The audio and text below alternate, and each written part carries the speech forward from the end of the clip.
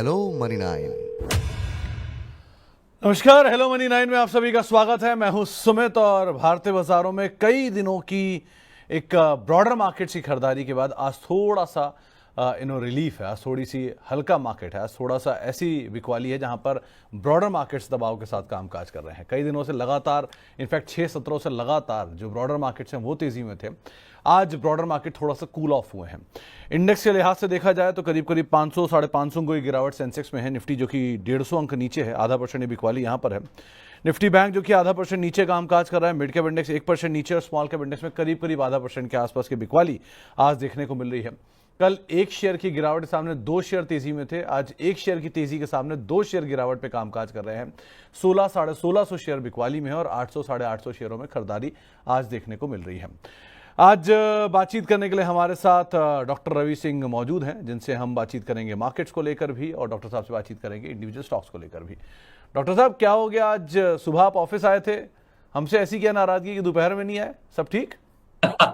Just आपका जब ये कनेक्ट हो गया था उसके बाद मैं जस्ट फ्री हुआ, तो जब तक आपके पास आता, आप परमिशन देते, तब तक शायद 5-7 मिनट प्रोग्राम के निकल जाते, तो आपकी दुविधा बढ़ जाती। अदरवाइज मैं तो फ्री हो गया था, लेकिन थोड़ा लेट हुआ। 1 बज के 1 मिनट पे हुआ, तो शायद आने में 5-7 मिनट समय थोड़ा लग जाता, इसलिए क्षमा करिए।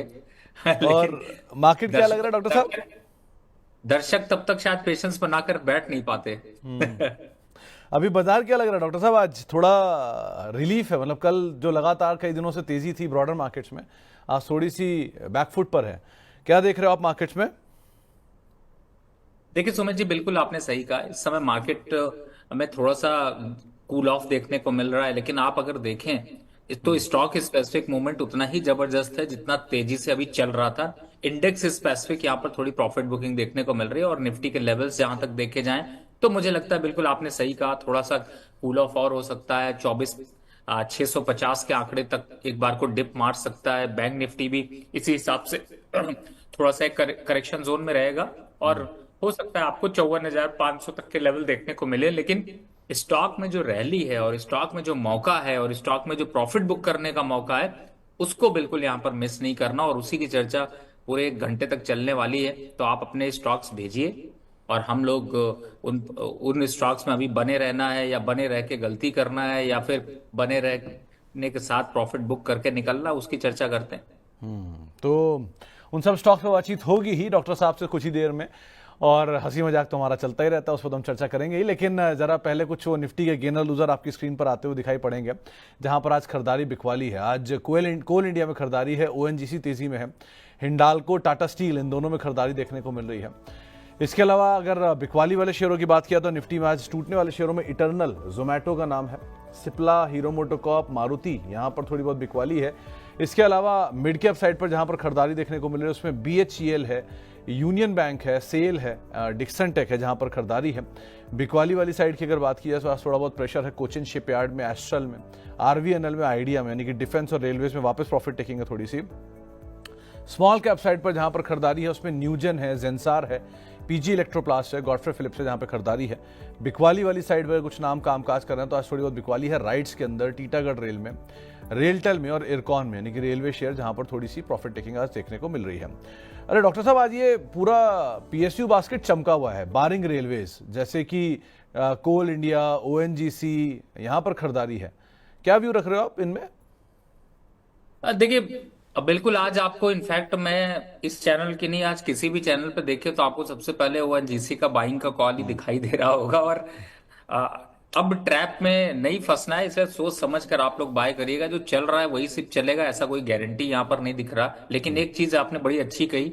देखिए, डिफेंस में जो अभी 25% की रैली लोअर लेवल से आई है, थोड़ी सांस लो, आप भी थोड़ी सांस छोड़ो और थोड़े प्रॉफिट बुक करो, उसकी एक स्ट्रैटेजी रखो। रेलवे काउंटर में अगर PSUs में देख रहे हैं, थोड़ी प्रॉफिट बुकिंग आ रही है, लेवल्स वापस से रिवर्स हुए हैं। 22-23% की रैली ज्यादातर स्टॉक्स ने दिखाई है, कुछ एक आध को छोड़कर, तो वहां पर भी थोड़ा प्रॉफिट बुकिंग करिए। और जैसा कि आपने कोल इंडिया बताया, या फिर ONGC देख लें, भेल देख लें, देखिए इनमें थोड़ी सी अभी स्ट्रेंथ वापस लौटेगी, वापस रहेगी, लेकिन उन्हीं के लिए अच्छी है जो लोगों ने लोअर लेवल पर खरीदा है, या फिर जो हायर लेवल पर एवरेज करना चाहते हैं। लेकिन अगर कोई फ्रेश बाय कर रहा है तो उसको रिस्क रिवॉर्ड रेशियो यहां पर थोड़ा समझना पड़ेगा। तो ये बात तो सही है कि आपको रिस्क रिवॉर्ड थोड़ा समझने के बाद ही यहाँ पर कॉल लेना होगा। चलिए अब सवाल जवाब का सिलसिला शुरू करेंगे, बातचीत करेंगे हम डॉक्टर साहब से सवालों को लेकर, और सवालों की झड़ी लगनी शुरू हो ही रही है। सो अगर आपका भी कोई सवाल है और आप भी डॉक्टर साहब से कोई सवाल पूछना चाह रहे हैं तो आपके लिए नंबर आपकी स्क्रीन पर है 9311121874। इस नंबर पे आप हमें व्हाट्सएप कर सकते हैं। इसके अलावा money9query@tv9.com, इस पर भी आप मेल कर सकते हैं, और साथ ही साथ ट्विटर, फेसबुक, यूट्यूब, यहाँ पर भी आप कमेंट के जरिए आप मैसेज कर सकते हैं और अपना सवाल हमसे पूछ सकते हैं। बातचीत करने के लिए हमारे पास पहला सवाल आया है अभिषेक अदानिया साहब का, आपके प्रशंसक हैं, और पहला सवाल यही है इनका कि अस्त्र माइक्रो में क्या करना चाहिए, क्या इस मूव में या जो डिफेंस की तेजी आई है इसमें से पार्टिसिपेट करना चाहिए फिर अवॉइड करना चाहिए? देखिए इसमें भी तो अगर देखा जाए तो सुमित जी, लोअर लेवल से थोड़ी बाइंग मोमेंटम और बाइंग अट्रैक्शन दिखा, और अब तो इस समय काफी ऐसे लेवल पर पहुंच चुका है जिन लेवल्स पर थोड़ा प्रॉफिट बुक करना चाहिए, ना कि पार्टिसिपेशन के लिए एंट्री करनी चाहिए। तो फ्रेश बाय के लिए तो बिल्कुल सजेशन नहीं है, और इनफैक्ट मैं कहूंगा पार्शियल प्रॉफिट बुक, पार्शियल क्या पूरा ही प्रॉफिट बुक कर लिए, डिप मिलेगा फिर ले लेंगे। ऐसी कौन सी ट्रेन मिस हुई जा रही है? 5,000 स्टॉक्स में से कोई ना कोई फिर चढ़ने का मौका दे ही देगा। तो आपको मौके मिलते रहेंगे, इसलिए अभी के लिए तो उसको अवॉइड करिए, इनफैक्ट प्रॉफिट बुक कर लिए ज्यादा बेटर है। शैलेंद्र उपाध्याय साहब पूछ रहे हैं कि सर पतंजलि फूड में एंट्री कर सकते हैं क्या? डॉक्टर साहब क्या करा जाए योगाचार्य की कंपनी में? देखिए जब पतंजलि फूड की बात की जाती है तो कहीं ना कहीं से मुझे सुबह का 5 बजे 4 बजे का जो अलार्म है वो समझ में आ रहा है, और मुझे ऐसा लगता है कि चार्ट जो है वो अलार्म को ये बता रहा है कि अब शायद 5 बजे उठ के भी थोड़ा आराम फरमाओ, क्योंकि स्टॉक्स में revert head and shoulder pattern दिखाई दे रहा है, और ये पैटर्न कहीं ना कहीं से योगा के भी आपको खराब कर देगा, और 1600 रुपए तक के टारगेट अभी देखने को मिल सकते हैं। दूरी बनाकर रखिए, फ्रेश एंट्री का मौका बिल्कुल भी नहीं है। अगर आप अपनी अभी आप देख रहे हैं तो गलत फहमी में है, थोड़ा सा वेट करेंगे, अच्छे लेवल मिलेंगे, नहीं वेट करेंगे तो फंस जाएंगे, फिर सुमित जी को परेशान करते रहिएगा, सर खरीद लिया 1700 पे 1600 आ गया, क्या करा जाए। नहीं डॉक्टर साहब, अभी अभी याद आया मुझे वो आप 2 दिन पहले हरिद्वार गए भी थे शायद, हरिद्वार या देहरादून, उधर ही साइड थे क्या, पतंजलि में ही? नहीं सर, देहरादून गया था, एक सेमिनार था, और बाबा जी का? सेमिनार एक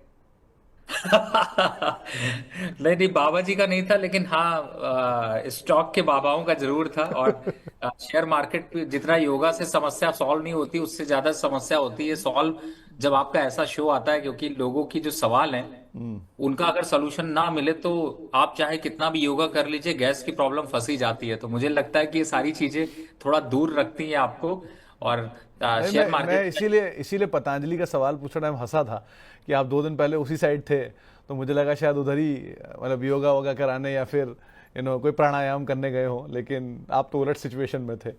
खैर आगे बढ़ते, चलो डॉक्टर साहब। सुमित जी, एक्चुअली में रामदेव जी ने कांटेक्ट नहीं किया ना कि उनके शेयर में चलने के लिए उनको क्या क्या करना चाहिए। अगर वो ऐसा कंसल्टेंट हमें रखते तो हम शायद उनको बताते कि आपको ये एक्सरसाइज थोड़ी करनी चाहिए, जिससे इन्वेस्टर का भी भला हो और आपका भी भला हो।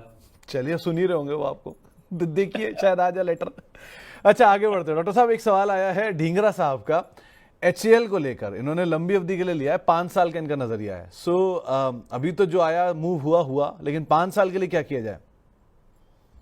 देखिए 2-3 एंट्री लेवल्स हैं, अभी 49 चल रहा है, 46 के आसपास फिर से वापस थोड़ा बाउंस बैक करेगा, लेकिन 5 साल की एंट्री के लिए देख रहे हैं तो मुझे लगता है 7-7.5 हजार के लेवल तो आपको दिखेंगे। लेकिन हाँ, कोशिश करिए कि हर महीने जो है वो इसमें थोड़ा सा कुछ ऐड ऑन करिए, चाहे 10 शेयर करिए चाहे 5 शेयर करिए। तो इस टाइप की स्ट्रैटेजी से चलेंगे तो आप आने वाले 5 सालों में एक मल्टी बैगर रिटर्न पाएंगे। तो एक मल्टी बैगर रहेगा, थोड़ा थोड़ा आप ऐड करते रहिए, होल्ड करने में कोई हार्म नहीं है HCL को। इसके अलावा एक सवाल आया है प्रीमियर एनर्जी पर, ये अभिषेक कुमार श्रीवास्तव जी का सवाल है। इनकी 951 रुपए के दाम पर खरीदारी है, क्या प्रॉफिट बुक कर लें या अभी बने रहें?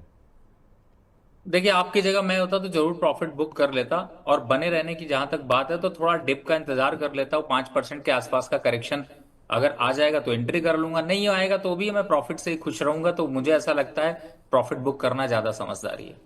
तो प्रॉफिट बुक कर लीजिए, वो ज़्यादा बेटर है। वैसे भी ये बहुत पुरानी लिस्टिंग है नहीं, सो आपको शायद आगे मौके दे भी, सो बेटर इसके आप थोड़ा प्रॉफिट बुक कर भी लीजिए। अनुराग शर्मा साहब का सवाल है, ये रतन इंडिया पावर पर एक सवाल पूछना चाह रहे हैं। आपकी मुस्कान ने वैसे बहुत सारे जवाब दे दिए, लेकिन फिर भी आपको ये राय? आज सुमित भाई, आपकी ना सुबह सुबह मॉर्निंग में बड़ी जरूरत थी। 10:30 बजे का मैं जब आप 11 बजे का जब आपकी टीम के साथ शो कर रहा था, विवेक भाई थे, तो एक बात निकल कर आई कि बहुत से ऐसे स्टॉक हैं जिन्हें इन्वेस्टर खरीदता है, उसके बाद उसका प्रमोटर, उसका मार्केटिंग मैनेजर, उसमें न्यूज फैलाने वाला, वो सब कुछ वो खुद बन जाता है। तो रतन भी कुछ ऐसा ही स्टॉक है, कुछ फंडामेंटल की जगह वो खरीदने वाला ही प्रमोटर बनता रहता है या फिर उसकी न्यूज फैलाता रहता है। फिलहाल अगर लोअर लेवल का बाइंग है तो मुझे लगता है कि इन लेवल्स पर निकलना चाहिए। तो अगर लोअर लेवल की बाइंग है तो निकलने की कोशिश करिए। आमतौर पे ऐसे नाम डॉक्टर साहब, मतलब दबी जबान में आप भी जानते हैं, हम भी जानते हैं कि जिनके बारे में ऐसी सिचुएशन होती है, लेकिन ठीक है, अब क्या कर सकते हैं। आम निवेशक को जब तक ये समझ में आता है तब तक वो उसका मालिकाना हक ऑलरेडी ले चुका होता है। सो इसीलिए ठीक है, अब जितना जल्दी लोगों को चिताया जा सके उतना अच्छा है। लेकिन हाँ, आपकी नहीं, चीज ये। जी जी सुमित डॉक्टर भाई, साहब। मुझे याद आता है अभी सुमित भाई के साथ में एक बढ़िया मौका मिला, और जैसे ये 4 बजे खाली हुए, मैंने इनको तुरंत मैसेज डाला कि भैया आज तो अपनी कृपा दृष्टि हमारे ऊपर बरसाएं। तो सुमित जी ने एक बढ़िया चीज खिलाई। वो चीज, क्या चीज, गार्लिक गार्लिक चीज हाँ, कुछ गार्लिक था, चीज ब्रेड था। गार्लिक चीज ब्रेड, और बढ़िया चाय पिलाई। उस समय जब हम लोग चर्चा कर रहे थे तो एक पॉइंट यही था कि उसमें वोडाफोन का नाम आया था कि भाई साहब, जो खरीद लेता है वो उसकी इतनी बेस्ट मार्केटिंग करता है और ऐसा शो करता है जैसे लग रहा हो सारी इंफॉर्मेशन उसी के पास है, बाकी हम सब तो सिर्फ बस मार्केट देख ही रहे। तो कहीं ना कहीं से आपने बिल्कुल सही बात कही, और ऐसे बहुत से स्टॉक है। जेपी पावर, आज सुबह ही चर्चा हो रही थी तो उसी स्टॉक का नाम याद आया। जेपी पावर है आपका, और कुछ और स्टॉक्स तो आप जानते ही, आर पावर भी उसी पावर कैटेगरी में आता है। रतन इंडिया की बात कर ली, तो ये सब स्टॉक्स, यस बैंक भी है, तो ये सब स्टॉक खरीदने के बाद ना इन्वेस्टर का कॉन्फिडेंस डबल हो जाता है कि अब वो पढ़ाई करना शुरू कर देता है। लेकिन करना ये चाहिए कि आपको पहले पढ़ना चाहिए, बाद में इन्वेस्ट करना चाहिए। सो पहली कोशिश करिए पढ़ने की, फिर इन्वेस्ट करने की कोशिश करिए। पहले इन्वेस्ट करके पढ़ने में ऐसी सिचुएशन होती है, तो बेटर इसे आप अवॉइड ही करिए, ज़्यादा अच्छा है। आगे बढ़ते, एक और है। हाँ, अनुराग शर्मा साहब का दूसरा नाम भी था, रामा स्टील। इनमें भी इन्होंने खरीदारी कर रखी है। कुछ कहने की जरूरत है या इक्वली गुड है ये भी? देखिए, थोड़ा सा स्पेकुलेटिव स्टॉक तो है, और उम्मीद है कि बार बार इसकी चर्चा होती रहती है, और ऐसा दिखाया जाता है कि जैसे लग रहा हो कि बस सारा कुछ स्टील, कुछ और चले ना चले लेकिन रामा स्टील ट्यूब चलेगा। तो मुझे ऐसा लगता है कि सर, अगर आपने बाय लेवल 9 रुपए, 10 रुपए, 11 रुपए भी है तो एक बार प्रॉफिट बुक कर लीजिए। हाँ, मैक्सिमम कितना जाएगा ऐसा नहीं कि मोमेंटम में कुछ जाएगा नहीं, लेकिन 12 के ऊपर कुछ है नहीं, 9 के आसपास आते ही वापस थक जाएगा, इसी रेंज में रहेगा। खुशी जरूर मिलेगी कि आप स्टॉक मार्केट पे इन्वेस्टमेंट आपने कर रखी। तो बेटर है, आपके पास और अच्छे विकल्प हैं, आप उनको भी तलाश सकते हैं इंस्टेड ऑफ रामा स्टील। इसके अलावा एक सवाल प्रियंका जी का आया है। इनके पास वरुण बेवरेजेस के शेयर हैं। आप पूछ रहे हैं कि इसमें करना क्या चाहिए। सो क्या किया जाए डॉक्टर साहब वरुण बेवरेजेस में? देखिए, जब आप प्रियंका जी का नाम लेते हो तो मैं डर जाता हूँ कहीं नहीं नहीं, उन्होंने वो म्यूचुअल प्रियंका नहीं है। एक व्यूअर प्रियंका है। क्योंकि आपके यहाँ पे तो भाई प्रियंका संभव जी का शो देख करके पहले मुझे याद आता है कि यही समझ आता है कि भैया आप इन्वेस्टमेंट कहाँ की जाए बता दो, नहीं तो फिर डांट भी पड़ जाएगी। और लेकिन मैम, इनका भी कुछ सवाल ऐसा ही है, वरुण बेवरेजेस से इंटरेस्ट हटाइए, अगर रखना है तो रेडिको खैतान पे रखिए। और सुमित जी का बड़ा फेवरेट स्टॉक है। स्टॉक क्यों है, अब सिर्फ नाम ही अच्छा है ये कह लीजिए, तो मुझे लगता है वहां पर ज्यादा अपॉर्चुनिटीज है। वरुण बेवरेजेस थोड़े से अभी थके हुए से लग रहे हैं, थोड़ा थकने देते हैं, रुकने देते हैं। अगर यहाँ से 5-7% गिर जाता है तो कोई बहुत बड़ी बात नहीं है, लेकिन हाँ, गिरावट दिख सकती है। तो आजकल डॉक्टर साहब आप सॉफ्ट ड्रिंक की जगह हार्ड ड्रिंक प्रेफर कर रहे हो, स्टॉक वाइज ऑब्वियसली। बिल्कुल, लेकिन हार्ड ड्रिंक में भी सिलेक्शन बहुत बढ़िया है। हाँ, तो मतलब तिलक नगर, सोम डिस्लरी, इनको अवॉइड कर रखा है। यूनाइटेड ब्रिवरीज, यूनाइटेड स्पिरिट्स और रेडिको की तरफ फोकस है सारा। देखिए, मुझे इतने नाम तो नहीं पे याद थे, लेकिन सुमित भाई, चैलेंजिंग तो ये है कि आपको कितने नाम याद हैं। नहीं नहीं, आप अभी देहरादून ऋषिकेश साइड से आए ना, थोड़ा क्लीन अप है। धीरे धीरे दिल्ली रहोगे नॉर्मल हो जाओगे। खैर, लेकिन यूनाइटेड ब्रिवरीज को आप, सॉरी, वरुण बेवरेजेस को आप अवॉइड करके एक बार को रेडिको जा सकते हैं, नंबर वाइज वो भी ज्यादा बेटर है। वरुण ऑलरेडी थोड़ा चला हुआ अभी, तो उस हिसाब से आप देखिएगा। रवि सर, एक दिव्येंदु जी का सवाल आया है। इनके पास मोइल के शेयर हैं, करीब 74 शेयर हैं, 422 रुपए के दाम पर लिए हुए हैं। क्या इसको होल्ड करना है, एवरेज करना है, क्या करना चाहिए? देखिए, 400 पे लिए, 367 चल रहा है, और मोइल माइनिंग का एक काफी दमदार स्टॉक है, लेकिन थोड़ा मुझे ऐसा लगता है कि काफी कंसोलिडेशन देखने के बाद धीरे धीरे बढ़ रहा है। तो 400 तो आ जाएगा, मुझे लगता है होल्ड करके रखना चाहिए 360 के स्टॉप लॉस से या 355 के स्टॉप लॉस से। 400 के आसपास, 410 के आसपास आता है तो एक बार को वापस से सुमित जी को तंग करिएगा, पूछिएगा माइनिंग में जाना है या किसी और सवारी को पकड़ना है, तो शायद ज्यादा अच्छा होगा। तो आपके लिए मॉइल पे एक राय दी गई है, वैसे भी डिविडेंड यील्डिंग स्टॉक है, सो अगर आप वैसे भी नहीं इन्वेस्टेड हैं तो डिविडेंड के हिसाब से भी बेटर है, तो ये उस हिसाब से भी आप नजर रखिएगा। एक सवाल आया है अमित मलिक साहब का, ICICI bank, HDFC bank, Asian Paint तीनों ने लिया हुआ। ICICI bank 995, HDFC bank 1540, Asian Paint 2500। ये 1 से 2 सालों से होल्ड कर सकते हैं, क्या करना चाहिए इन्हें इसमें? देखिए, अगर 1-2 साल का विजन है तो मैं सुमित जी कहूंगा कि ठीक है, इनको एक्युमुलेट करते रहिए, टारगेट अच्छे मिल सकते हैं। और खास तौर से तीनों स्टॉक्स ऐसे स्टॉक हैं जो दिग्गज स्टॉक हैं। लेकिन ये जरूर कहूंगा कि आने वाले 1-2 महीने में थोड़ी प्रॉफिट बुकिंग देखने को मिल सकती है। तो अभी जब प्रॉफिट बुकिंग स्टार्ट, उससे पहले अगर आपको जॉबिंग करने का मौका मिलेगा, तो अगर आप कुछ करना चाहते हैं तो उस टाइम पे करिएगा, लेकिन फिलहाल होल्ड करके रखिए, 2 साल के हिसाब से अच्छे स्टॉक है। तो आप समय दे सकते हैं, क्वालिटी ले रखी है आपने, कहीं नीचे मिल जाए एवरेज करिए, बने रहिए। थोड़ा जॉबिंग करना चाहते नहीं कि ऊपर प्रॉफिट बेचिए नीचे ले लीजिए, वो आपकी चॉइस है, लेकिन अदरवाइज कोई दिक्कत नहीं है, बने रह सकते हैं सब में। एक सवाल आया है कि 20 शेयर बीएससी के ले रखे हैं 1000 रुपए के दाम पे, अब क्या करना चाहिए? 7 गुना बढ़ चुका है स्टॉक वहां से। सुमित भाई, जब ऐसा सवाल आता है तो बड़ा फ्रस्ट्रेशन भी आता है, थोड़ी जलन भी होती है, और ये भी होता है कि अब क्या पूछना भैया, माल अंदर करो, खाओ पियो मस्त रहो, घर वालों के लिए कपड़े ले जाओ, और अगर फैमिली है तो उसको खुश रखो, शादी नहीं हुई है, गर्लफ्रेंड है तो उसके लिए कुछ गिफ्ट ले जाओ, लेकिन प्रॉफिट तो जरूर बुक कर लो। इतना भी लालच अच्छी बात नहीं है। हाँ, स्टॉक थोड़ा ओवरबॉट हो चुका है, थोड़ा गिरने के संकेत दिखा रहा है, लेकिन वोलेटिलिटी ज्यादा होने की वजह से उसमें रेंज थोड़ी बड़ी हो गई। लेकिन फिलहाल सजेशन फिक्स है, लोअर लेवल की बाइंग अगर 500-700 रुपए नीचे की भी है तो भी प्रॉफिट बुक कर लेना चाहिए। ये एक लाइन आपने बोली, शादी नहीं हुई है तो गर्लफ्रेंड, क्यों शादी वालों की गर्लफ्रेंड नहीं हो सकती क्या? डॉक्टर साहब आप तो मत बोलो ये बात। सुमित भाई, कंट्रोवर्शियल हो जाएगा काफी, लेकिन वो तो देखिए, फ्रेंड तो आपके बहुत से हो सकते हैं, आप उनको आप बॉयफ्रेंड रखिए, गर्लफ्रेंड रखिए, उसमें दिक्कत नहीं है, क्या लेकिन दिक्कत है? करीबी है उसके लिए गिफ्ट जरूर लीजिए। हाँ, ये सही सेंटेंस है, जो करीबी है उनके लिए गिफ्ट लीजिएगा। खैर, लेकिन हाँ, जिस्ट ये है कि बीएससी ऑलरेडी बढ़िया तेजी दिखा चुका है। 1000 रुपए का शेयर 7000 हो चुका है। एटलीस्ट आप अपना कैपिटल निकाल लीजिए, फ्री के शेयर रख लीजिए या थोड़ा प्रॉफिट बुक कर लीजिए, बाकी शेयरों में आप बने रहिए, वो ज्यादा बेटर है। लेकिन कुछ प्रॉफिट पैसा वसूल लीजिए, वैसे भी इसमें एक कॉर्पोरेट एडजस्टमेंट इसी हफ्ते है, सो वो पार्ट भी क्रूशियल रहेगा। इसके अलावा नहीं, इसके अलावा मैं ये बता देता हूँ, सुमित जी को एक चीज बहुत पसंद है, वो है ब्लैक कॉफी। मुझे ऐसा लगता है कि आपके सामने एक कप जरूर रखा होगा। ये रहा डॉक्टर साहब, वो तो आप जानते ही हो, कैसे छोड़ हाँ, सकते तो हैं उसको। इसलिए भैया, ब्लैक कॉफी के शौकीन है सुमित जी को, और आपके दिल के सुमित जी करीब हो, तो उनको ब्लैक कॉफी के पाउचेस गिफ्ट करते रहिए, बढ़िया है। आगे बढ़ते हैं। वो अब आप ब्लैक लेबल और ब्लैक कॉफी और इन सब के चक्कर में कहाँ फंसा रहे हो आप? अभी आगे बढ़ते हैं, चलिए सवालों में पढ़ते हैं वापस। हेमलता जी का एक सवाल आया है कि ये पीएफसी और आरईसी इन दोनों में एंट्री करना चाहती हैं, कहाँ एंट्री करना चाहिए?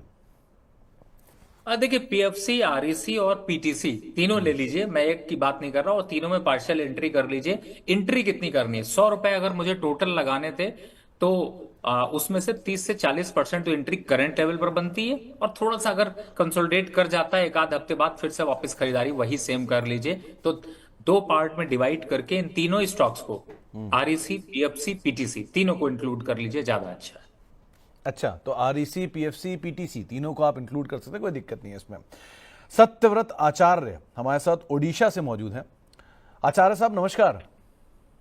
नमस्कार सर। नमस्कार आचार्य जी, क्या सवाल है आपका? मेरे सर एनएनडीसी है 71 रुपए के 300 शेयर, और एनएससी 700 शेयर है 92 पे। ओके, और दोनों में आपका नजरिया क्या रखते हैं आप सत्यव्रत जी? लॉन्ग टर्म सर है मेरा नजरिया। ओके, लॉन्ग टर्म का नजरिया है। तो डॉक्टर साहब क्या किया जाए? एक है एनएमडीसी, एक है एनएचपीसी। 92 रुपए के दाम पर इनका एनएचपीसी और करीब करीब 72-73 रुपए के दाम पर एनएमडीसी, और दोनों में नजरिया लंबी अवधि का, दोनों डिविडेंड यील्डिंग स्टॉक है। सो क्या किया जाए इसमें? देखिए, पहले तो मैं कहूंगा कि सुमित जी, नाम इनका बड़ा प्यारा सा है, सत्यव्रत आचार्य, राइट? मैं जस्ट शायद बहुत अच्छा सही नाम है। pronounce- तो बहुत ही हाँ जी बेहतरीन सर। नाम, और सबसे बड़ी बात है कि बड़ा यूनिक नाम सर, मतलब मुझे बहुत दिल के करीब लगा, इसलिए मैंने जैसे ये बात बोली। और आपने उतना ही अच्छा स्टॉक भी खरीदा हुआ है, इसलिए घबराने की जरूरत नहीं है। एनएमडीसी थोड़ा ऊपर खरीदा, लेकिन कोई बात नहीं, 95 रुपए तक जाएगा। एनएचपीसी वापस से 105 108 रुपए तक जाएगा। दोबारा अगर एवरेज करने का मौका मिले तो 67 एनएमडीसी, और एनएचपीसी की बात करें तो 85 से नीचे जब भी रेट रहे तो बाय करने से पीछे मत हटिएगा। 180 रुपए कहीं खर्च कर रहे हो तो उसको कंजूसी से बचा लीजिए और उसकी जगह शेयर खरीद के एवरेज कर दीजिए। तो सत्यव्रत जी, आप का नाम सच में बहुत यूनिक है और आपका जो राज्य है वो भी बहुत यूनिक है। तो आप दोनों में ही फिलहाल तो बने रहिए, और दोनों के लिए ही आपके लिए कि अगर कोई गिरावट मिले तो आप फर्दर वहां पर खरीदारी कर सकते हैं और अपनी पोजीशंस को होल्ड कर सकते हैं। सो कोई दिक्कत नहीं, आप बने रहिए यहाँ पर। आगे बढ़ते हैं और कुछ और सवालों में एक सवाल आया है मोनू जी का। ये डीएलएफ पे राय चाह रहे हैं और आईआरबी इंफ्रा में एंट्री करने की इच्छा रख रहे हैं। डीएलएफ में नंबर्स भी आए हैं, नंबर्स के बाद रिएक्शन भी है और 2-2.5% ऊपर है। और आईआरबी इंफ्रा, क्या किया जाए डॉक्टर साहब इन दोनों में?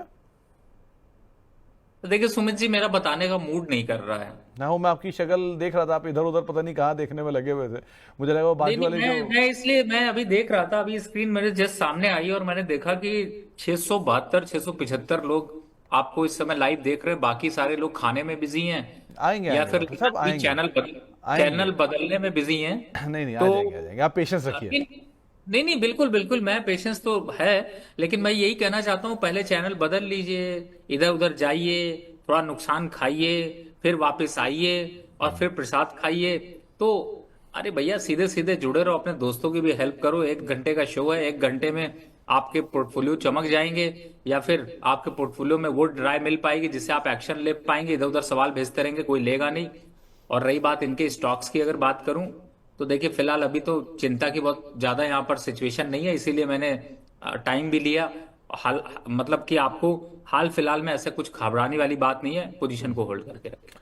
तो आप और आईआरबी इंफ्रा क्या ऐड करना चाहिए क्या ना? देखिए आईआरबी इंफ्रा में बिल्कुल ऐड करना चाहिए, क्योंकि मुझे ऐसा लगता है कि 58 से 60 रुपए के टारगेट ये बहुत जल्द दिखा सकता है। तो 58 से 60 के टारगेट आ सकते हैं, सो आप बने रहिए, वो ज्यादा बेटर रहेगा। एक सवाल आया है, 800 शेयर है शारदा क्रॉपकेम के, और करना क्या चाहिए इन्हें स्टॉक में? फंडामेंटली कंपनी ठीक है और नंबर्स भी इसके इस बार के बहुत अच्छे थे, अभी क्या करना चाहिए इसमें? बिल्कुल आपने सही कहा, और उसी मोमेंटम में इसने 15 मिनट के चार्ट पे रिवर्ट हेड एंड शोल्डर बनाकर स्टॉक्स को निकाला है। शॉर्ट टर्म मूविंग एवरेजेस सारे सपोर्ट कर रहे हैं, और मुझे ऐसा लगता है कि स्टॉक में थोड़ा दम तो है, और टेक्निकल सपोर्ट दे रहा है, फंडामेंटल नंबर सपोर्ट दे रहे हैं। तो 750 तक के आंकड़े आएंगे, लेकिन समय लगेगा। अगर आपके पास 6-8 महीने का समय है तो दीजिए, अगर आपके पास वो समय नहीं है, आप थोड़ा रुकना चाहते हैं, जल्दी निकलना चाहते हैं, तो 680 आता है तो प्रॉफिट बुक कर लीजिए। तो आपको 680 आया तो प्रॉफिट बुक कर लीजिएगा, और अगर थोड़ा समय दे सकते हैं तो आप होल्ड कर सकते हैं, ऐसे अच्छी कंपनी अदरवाइज भी। एक राज नेगी साहब का सवाल आया है, एक तो शारदा मोटर है, अभी शारदा क्रॉपकम पे बात हुई थी, अब शारदा मोटर है, और दूसरा स्वान एनर्जी, क्या किया जाए इन दोनों में? वैसे देखिए, थोड़ा सा स्टॉक जो है वो कंसोलिडेशन मोड में जरूर है, और बीच बीच में प्रॉफिट बुकिंग दिखाता रहता है, लेकिन दोनों स्टॉक इस समय के हिसाब से तो मुझे लगता है सुमित जी होल्ड करने चाहिए। लोअर लेवल से ऊपर उठने की कोशिश कर रहे हैं, और मुझे ऐसा लगता है कि कोशिश उनकी जो है वो कामयाब होती हुई नजर सॉरी आएगी। तो फिलहाल यहाँ पर होल्ड करने की राय है, थोड़ा 1-2 हफ्ते में, यानी कि इस आज ट्यूसडे है, नेक्स्ट ट्यूसडे एक बार फिर से अगर क्वेश्चन पूछेंगे तो ज्यादा अच्छा होगा। तो अगर नेक्स्ट ट्यूसडे तक आप सवाल पूछेंगे तो ज़्यादा बेटर सिचुएशन में आप रह पाएंगे। इसके अलावा एक सवाल आया है प्रोटीन ई गवर्नेंस को लेके, 40% लॉस है, और वो भी 2 ही दिन में हुआ होगा, कल का 20% और आज का 10%। क्या किया जाए स्टॉक में? देखो सुमित भाई, आप ऐसा क्यों करते हो? जिम में जाते हो एकदम आप छोरो बने हुए हो और सारा प्रोटीन खुद खा जा रहे हो, पब्लिक के लिए कुछ छोड़ नहीं रहे हो, इसीलिए स्टॉक कुछ चल नहीं रहा। मुझे तो ऐसा ही लग रहा है अभी फिलहाल तो। तो नहीं, लेकिन अदरवाइज इसमें जो न्यूज़ फ्लोज नेगेटिव आया डॉक्टर साहब, और काफ़ी ज़्यादा रिटेल लोडेड स्टॉक भी है, सो करना क्या चाहिए इसमें? देखिए फिलहाल तो अभी सुमित भाई स्टॉक स्ट्रक्चर अच्छा नहीं लग रहा है, और वापस मुझे ऐसा लगता है कि 950 की सीरीज में आ सकता है। बेटर एग्जिट कर लीजिए। देखिए रिस्क नहीं लेना चाहिए, हाँ, लेकिन ये है कि जब चीजें सॉल्व होंगी, रिस्क वापस कम होगा तो एंट्री कर सकते हैं, फिलहाल दूरी बना चाहिए। तो फिलहाल तो दूरी बना के रखिए जब तक ये स्टेबलाइज ना हो जाए, क्योंकि अभी तो फ्री फॉल जोन में है। एक बार स्टेबल हो जाए, न्यूज़ फ्लोज क्लियर हो जाए, उसके बाद एंटर करिए, वो ज़्यादा बेटर है। लेकिन अभी के लिए आप उसे अवॉइड कर सकते हैं, होल्ड कर सकते हैं या फिर अवॉइड कर सकते हैं। इसके अलावा नैम इंडिया पे हरीश मोदानी जी को प्रॉफिट है 13% का, और आइनॉक्स विंड पे 2% का। क्या करना चाहिए इन दोनों में? देखिए, इसके साथ मैं एक और स्टॉक का नाम लिख देता हूं, SDFC AMC, जिससे कि मुझे लगता है इन तीनों स्टॉक्स में अब थोड़ा प्रॉफिट बुक करने की जरूरत है। अगर आपके पास है तो बिल्कुल बुक करना, प्रॉफिट बुक करना ज्यादा अच्छी स्ट्रैटेजी है। ओके, तो फिलहाल आप थोड़ा थोड़ा प्रॉफिट बुक कर लीजिए, वो ज़्यादा बेटर है। आइनॉक्स के एक बार को नंबर आ रहे हैं, जरा उसको भी देख लीजिएगा। लेकिन HDFC AMC और नैम इंडिया में आपको पहले एक राय यहाँ पर दी जा चुकी है। इसके अलावा हमारे साथ एक लखनऊ से दर्शक मौजूद हैं, मोहम्मद साहब। उन्होंने आपको सिर्फ कॉम्प्लीमेंट भेजा है कि वो आपके फ़ैन हैं, बाकी उनका कोई सवाल नहीं है, लेकिन उन्होंने आपको कॉम्प्लीमेंट भेजा है, तो उनकी तरफ से कॉम्प्लीमेंट स्वीकार कीजिएगा। अब मधुकर जी हमारे साथ मौजूद है कासगंज से। मधुकर जी नमस्कार। नमस्कार सर। नमस्कार मधुकर जी, क्या सवाल है आपका? सर मेरे पास अडानी ग्रीन के 500 शेयर हैं 905 के रेट पे। ओके, और कितना समय आप दे सकते हैं? 6 मंथ। 6 महीने का। क्या करना चाहिए डॉक्टर साहब? अदानी ग्रीन के शेयर हैं, 500 शेयर हैं और 905 रुपए के दाम पर इनकी खरीदारी है। ये ग्रुप कुछ शांत था, बीच में थोड़ा सा एकदम से चला, फिर वापस शांत है, क्या किया जाए अभी? अरे सर, प्रॉफिट आ रहा है, 1000 के ऊपर है लेवल, एक बार बुक कर लीजिए। 6 महीने का ही विजन में कुछ खास यहाँ पर डेवलपमेंट नहीं देखने को मिलेगी, बेटर प्रॉफिट बुक कर लीजिए।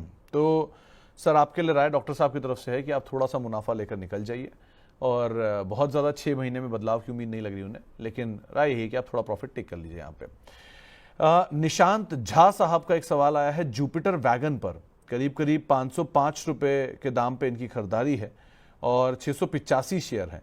इनका सवाल ये है कि इनका दाम कब तक आएगा, और ये लंबी अवधि के लिए भी इसको होल्ड कर सकते हैं। चला तो है हाल में, लेकिन इनके दाम से अभी भी काफ़ी नीचे है, क्या करा जाए इसमें?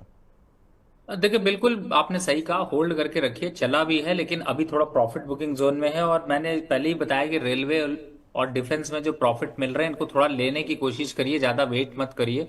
फिलहाल 380 के आसपास आता है तो फिर से चढ़ाई और फिर से दौड़ लगाई, वापस अपसाइड का 480 के टारगेट दिखाई देंगे। एवरेज अच्छा करने की कोशिश करिएगा, 380 से शुरू हो जाइएगा। तो 380 के आसपास दोबारा एक बार को एंटर करिएगा। अभी के लिए आपको ये राय कि कहीं थोड़ी बहुत ट्रेडिंग करके आप अपनी कॉस्ट को नीचे ले आइए, एग्जिट करने की कोशिश करिए, लेकिन अदरवाइज इसमें आप कोई भी निवेश कर रहे हैं तो देख संभल के यहाँ पे कॉल लीजिएगा। सौरव पाल साहब का एक सवाल आया, इंटरेस्टिंग सवाल डॉक्टर साहब, सुनना जरा। ये 10 साल के टाइम फ्रेम से शेयर में इन्वेस्ट करना चाहते हैं, इनका रिस्क मॉडरेट है, और कोई अच्छी कंपनी आप सजेस्ट करिए जो कि मॉडरेट रिस्क की हो। देखिए, कंपनी तो मैं दूंगा और सुमित जी आप उस पर मोहर लगाएंगे, ये मैं श्योर हूं। पहली कंपनी, और जब ऐसे 10 साल का होता है ना, तो इन्वेस्टमेंट के लिए आपको ना कुछ ऐसी स्ट्रैटेजी बनानी पड़ती है कि जो कि आपको स्टॉक भले चाहे आपको उतनी रैली ना दे, लेकिन उसका डिविडेंड आपका दिल खुश करता रहे। और उसमें पहला स्टॉक आता है वेदांता, VEDL। दूसरा स्टॉक की बात करें तो वो आता है कोल इंडिया, जो आज अभी केनर में था, अभी आप सुमित जी ने बताया भी। और तीसरे स्टॉक की तरफ अगर जाते हैं तो मुझे ऐसा लगता है कि डिफेंस काउंटर भी थोड़ा सा ऐड कर लीजिए। 10 साल के हिसाब से अगर लेना चाहते हैं तो मुझे लगता है कि BEL यहाँ पर अट्रैक्टिव स्टॉक है। तो ये 3 स्टॉक अगर आप 10 साल के लिए निवेश करते हैं तो कुछ डिविडेंड से खुश करेगा, कुछ मल्टी बैगर रिटर्न देकर खुश करेगा, कुछ आपको जो है वो मार्केट के मोमेंटम में खुश करता रहेगा, लेकिन खुश तीनों करेंगे। तो तीनों में ही आपको खुशी मिलेगी। बेटर यही कि आप कोल इंडिया, BEL और साथ साथ जो ये बाकी नाम डॉक्टर साहब ने आपको सुझाए हैं PSU स्पेस से, उनके ऊपर, या वेदांता, इनको आप बेट कर सकते हैं। बातचीत करने के लिए हमारे साथ एक दर्शक भी मौजूद हैं, और बीकानेर से हम राधा कृष्ण शर्मा साहब मौजूद हैं। शर्मा जी नमस्कार। नमस्कार सर। नमस्कार शर्मा जी, क्या सवाल है आपका? सर मेरा क्वेश्चन ये है कि कोल इंडिया में सर फ्रेश एंट्री के लिए ऑप्शन है क्या अभी? डॉक्टर साहब अभी वही समझा ही रहे थे। तो शर्मा जी आपका जो नजरिया है वो क्या है अदरवाइज? सर 2 साल 3 साल जितना भी हो कोई दिक्कत नहीं है सर। ओके, तो डॉक्टर साहब पहली खरीद इनकी 397 रुपए पर है, 100 शेयर इनके पास है। अब ये नई खरीदारी की इच्छा रख रहे हैं, क्या स्कोप है 2 से 3 सालों के लिए? देखिए स्कोप तो बहुत बढ़िया है 2 से 3 सालों के लिए, लेकिन चूंकि आपने कोल इंडिया में पहले निवेश कर रखा है तो दूसरा कोल इंडिया की जगह पावर ग्रिड को लीजिएगा तो ज्यादा अच्छा होगा। सजेशन ये, लेकिन कोल इंडिया भी ले सकते हैं। तो शर्मा साहब आप कोल इंडिया ले सकते हैं, कभी नीचे का दाम मिल जाएगा क्योंकि आपकी खरीदारी से बहुत दूर नहीं है। 397 आपकी बाय 413 चल रहा है। सो अगर कभी ये आपकी खरीदारी के आसपास आए तो आप वहां एंटर कर सकते हैं, वरना आपके लिए एक पावर ग्रिड का नया विकल्प और खोल दिया, आप उसको देख सकते हैं, उसमें निवेश कर सकते हैं। ये भी आपको एक राय दी गई है। अनीता जी का एक सवाल आया है, आपकी प्रशंसक भी हैं, एंजल वन इन्होंने ले रखा है 2200 रुपए के दाम पर, क्या करना चाहिए? देखिए एक टाइम था जब अभी मार्केट में एक अच्छा खासा मोमेंटम था और उस टाइम पे स्टॉक जो है वो बहुत तेजी से अग्रेसिव तरीके से बढ़ रहा था, लेकिन कहीं ना कहीं से थोड़ा सा जो है वो पावर कम देखने को मिल रहा है। लेकिन मैं अभी यही कहूंगा कि फिलहाल आपने ऊपरी लेवल पर खरीदा है तो थोड़ा सा वेट कर लीजिए। एक बार 3200 और 3500 के आसपास आता है तो वापस से एक रिव्यू जरूर ले लीजिए, अभी होल्ड रखिए। तो फिलहाल आप बने रहिए। ये एक राय आपको दी गई है अनीता जी। गौतम नागपाल साहब ने आपके लिए कॉम्प्लीमेंट भेजा है। उनका ये कहना है कि उनके पास कोई सवाल नहीं है आपके लिए, लेकिन आप जो विश्लेषण करते हैं उससे उनका दिल काफ़ी खुश हो जाता है। सो ये एक और कॉम्प्लीमेंट आपके लिए था, तो आप उसे एक्सेप्ट कीजिए। इसके अलावा एक सवाल आया है जेन टेक्नोलॉजीज़ के ऊपर, 1400 रुपये के दाम पे करीम साहब ने लिया हुआ है, और कल्याण ज्वेलर्स पर भी 530 रुपये के दाम पे खरीदारी है। क्या करना चाहिए इन दोनों में?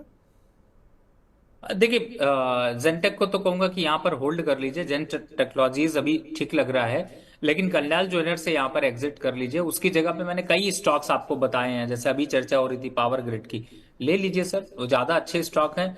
ज्वेलरी की चमक फीकी पड़ेगी तो पावर की चमक बढ़ेगी, और पावर अगर बढ़ेगा तो आपको ज्यादा फायदा देगा। वैसे भी आपके लेवल्स के हिसाब से देखा जाए तो थोड़ा प्रॉफिट में ही है, बुक कर दीजिए। तो कल्याण से निकल के आप पावर ग्रिड की तरफ जा सकते हैं और जेन टेक्नोलॉजीज में आप बने रह सकते हैं। ये राय आपको डॉक्टर साहब दे रहे हैं। डॉक्टर साहब एक सवाल आया है कि एमआरएफ में एंट्री करना चाहते हैं, ये बताइए कि कहाँ एंट्री करनी चाहिए इन्हें? देखिए वैसे इतने बड़े शेयर पे एंट्री करने में आपको रिस्क भी उतना ही बड़ा सा लगता है, लेकिन मैं आपको बताऊं कि अगर लॉन्ग टर्म के हिसाब से विजन है तो आपको 100, ये जो अभी 1,40,000 का भाव 41,000 का आ रहा है, इस पे भी आप पार्शियली एंट्री कर सकते हैं, लेकिन रेंज इसमें थोड़ी बड़ी रखिए। 1,40 से लेकर 1,20 के बीच में एंट्री करते रहिए, कोई दिक्कत नहीं है। स्टॉक अपने हिसाब से परफॉर्म करता रहेगा। यही एक स्टॉक ऐसा है जिसने बहुत ज्यादा अपने आप को ना तो स्प्लिट किया, ना फिर अपने आप को कम का वैल्यू करने की कोशिश करी, लेकिन स्टॉक अच्छा है और फंडामेंटल भी यहाँ पर सपोर्ट दे रहे हैं। तो फिलहाल आप एमआरएफ में बने भी रह सकते हैं, नीचे कहीं मिल जाए तो आप ऐड भी कर सकते हैं। रेंज आपको बता दी गई है, उस रेंज को फॉलो कर सकते हैं और उस रेंज के इर्द गिर्द ही खरीदारी करिए, वो ज़्यादा बेटर सिचुएशन आपके लिए रहेगी। इसके अलावा एक सवाल, मतलब पहली चीज़ तो ये प्रशंसक हैं आपके गुजरात से, आपको अपना प्यार भेज रहे हैं वहाँ से। इनका सवाल है पीसीबीएल पर, करीब 200 रुपये के दाम पर 250 शेयर इन्होंने ले रखे हैं। फिलिप्स कार्बन ब्लैक की ये बात हो रही है, क्या करना चाहिए इसमें? देखिए स्टॉक से एक्सपेक्टेशन सुमित जी आपकी और हमारी भी बहुत रही होगी, क्योंकि ये स्टॉक जब आया था तो लग रहा था कि बड़ा अच्छा परफॉर्म करेगा, अग्रेसिव चलेगा, लेकिन उतना कर नहीं पाया और मार्केट के जब टूटने की बारी आई तो बहुत तेजी से टूटा। लेकिन अच्छी बात यह है कि अब ये कंसोलिडेट कर रहा है, लोअर लेवल टेस्ट कर चुका है, 320 के नीचे जाता नहीं है, ऊपर साइड में 410 के ऊपर निकला तो फिर से एक रैली दिखा सकता है। तो फिलहाल अभी के हिसाब से होल्ड करने की राय, देखते हैं शायद हो सकता है 420 के ऊपर निकले तो 464 465 के भाव देखने को मिले। क्या नंबर बोला आपने? 420? जी बिल्कुल। अच्छा डॉक्टर साहब, वो आमतौर पर नंबर सुनने को नहीं मिलता इसलिए पूछा। खैर आगे बढ़ते हैं और स्नेहा साहू जी पूछ रही हैं कि इन्होंने एचएल ले रखा है शॉर्ट टर्म में 4500 रुपए के दाम पर, बनी रहे एग्जिट कर जाएं? बड़ा दुविधा वाला सवाल कभी कभी आ जाता है। मेरे हिसाब से शॉर्ट टर्म में तो फिर प्रॉफिट बुक कर लेना चाहिए। तो छोटी अवधि है तो मैम आप प्रॉफिट बुक कर लीजिए, वो ज्यादा बेटर रणनीति रहेगी। अब चलते हैं गोरखपुर, वहां बातचीत करने के लिए हमारे साथ एक दर्शक मौजूद हैं। हमारे साथ गोरख नंद जी मौजूद हैं गोरखपुर से बातचीत करने के लिए। गोरखनंद जी नमस्कार। सर नमस्कार। नमस्कार गोरखनंद जी, ये नाम आपके नाम पर गोरखपुर का या गोरखपुर के नाम पे आपका नाम है? नहीं नहीं, मेरा बाबा गोरखपुर के, गोरखनाथ के नाम पे मेरा गोरखनंद पड़ा है नाम। बाबा गोरखनाथ के नाम पे, ये मैं समझ ही गया था, काफी प्रचलित मंदिर है वहां का। सो गोरखनंद जी, क्या सवाल है आज आपका? मैं लिया हूँ भैया JSW।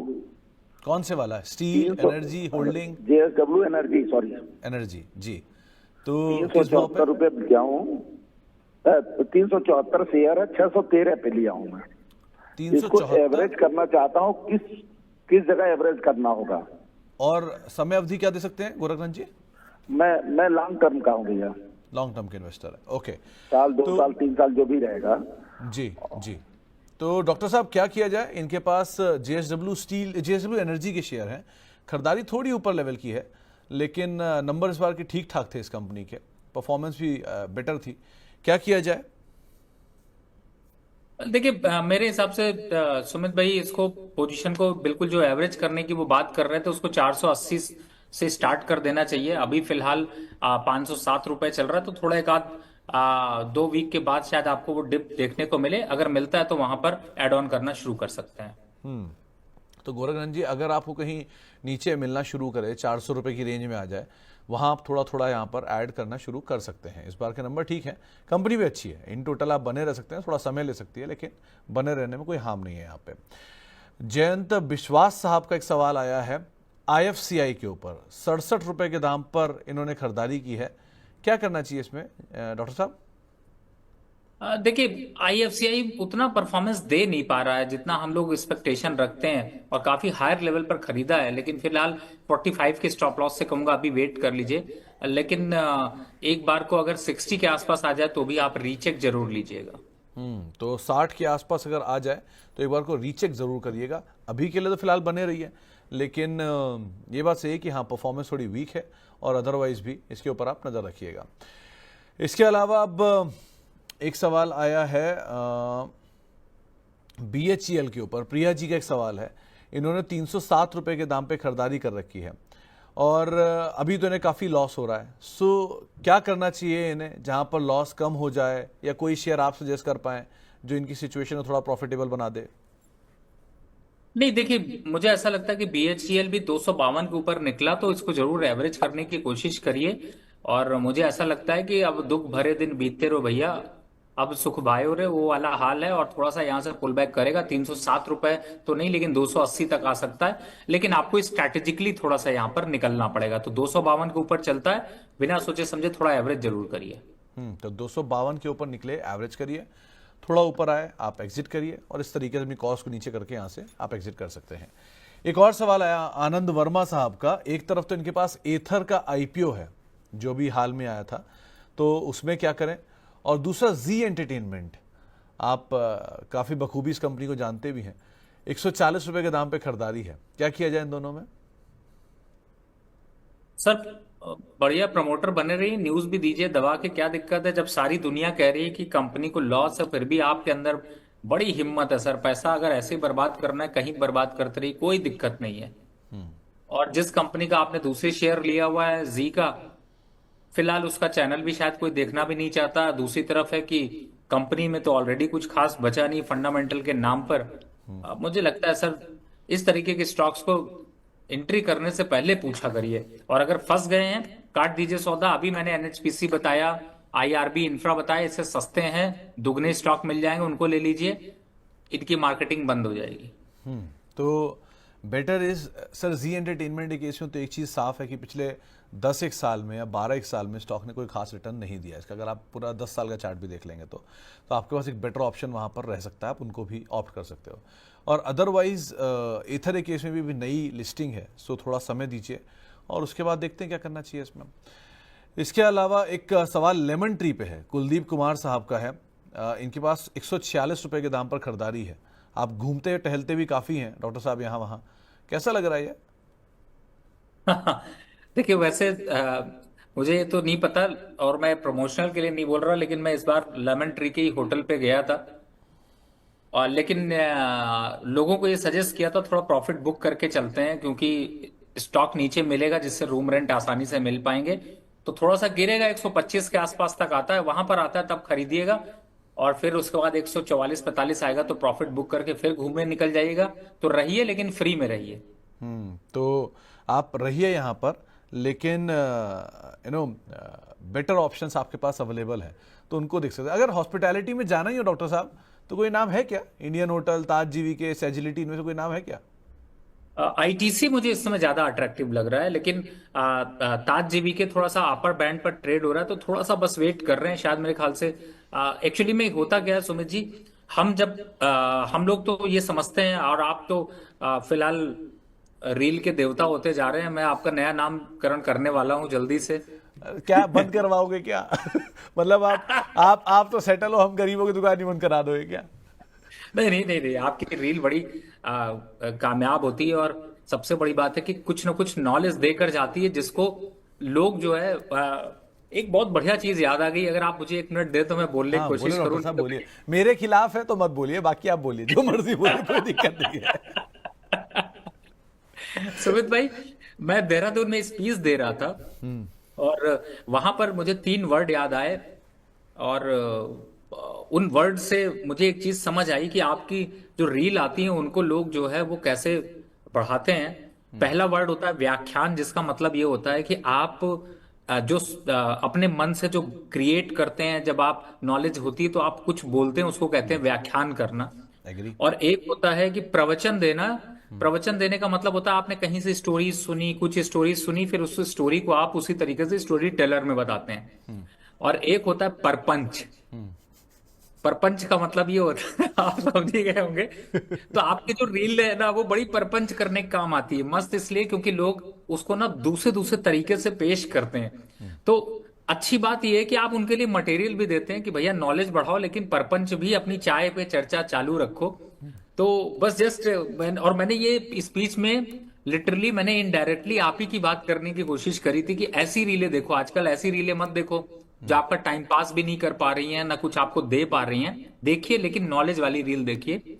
तो सुमित जी, आपकी हेड्स ऑफ टू यू कि आप जो रील छोटी सी ही बनाते हैं, लेकिन बड़ी ऐसी बात कर जाते हैं जो मेरे ख्याल से कहीं ना कहीं से शेयर इन्वेस्टमेंट करने में आदमी को सहयोग देती है, और मुझे लगता है उसका जरूर ध्यान रखना चाहिए। नहीं देखी तो जाके देखो। नहीं तो देखो डॉक्टर साहब, आपको मैं शायद, अगर गलत नहीं हूं तो शायद 17-18 साल से जानता हूं। तो मतलब जब आप कमोडिटीज में थे, फिर उसके बाद इक्विटीज में आपने पैर रखा और धीरे धीरे करके बाजारी अपने अंदर अपना नाम कर लिया। सो इतने सालों में आपसे, आप जैसे और बहुत सारे दोस्त, मित्र, जानकार, जिनके साथ रहा हूँ, सीखा है, उनसे धीरे धीरे थोड़ा थोड़ा खाते खाते अपना मेन्यू मैंने भर लिया है बहुत सारा। सो ठीक है, बहुत सीख रहे हैं, और आप जानते हैं बाजार ऐसा है जो हर रोज़ कुछ ना कुछ सिखा के जाता है। सो सीखना जारी है।